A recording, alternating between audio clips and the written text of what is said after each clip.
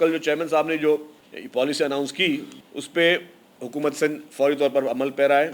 اور اس پالیسی کا مقصد یہی تھا کہ ویٹ گروور کو سپورٹ کیا جائے. جو بھی گندم کے گروور ہیں ان کو حکومت سندھ سپورٹ کر رہی ہے، اور اس میں ہدف یہ ہے کہ 25 ایکڑ تک زمین رکھنے والے چھوٹے کسان، بڑے زمینداروں کی بات نہیں ہو رہی، جو چھوٹے کسان جو 25 ایکڑ یا اس سے کم تک کی زمین رکھتے ہیں، ان کو ہر ایکڑ کے لیے ایک پیکیج دیا جا رہا ہے. اس پیکیج میں 1 بیگ ڈی اے پی اور 2 بیگ یوریا کی اس کو دی جا رہی ہیں،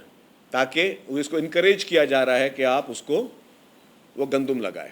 کل جو اس کی کوریج ہوگی 4,11,408 کسان ہوں گے، جس میں سے 2.26 ملین ایکڑ زمین جو ہے، 22 لاکھ ایکڑ زمین جو ہے وہ آباد ہوگی، اور اس آبادی میں ان کو یہ گورنمنٹ اشور کرے گی اپنے میکینزم کے ذریعے کہ کسان جو ہے وہ وہاں پہ وہ گندم کی پیداوار کرے. اور کل اس پہ جو مالیت ہوگی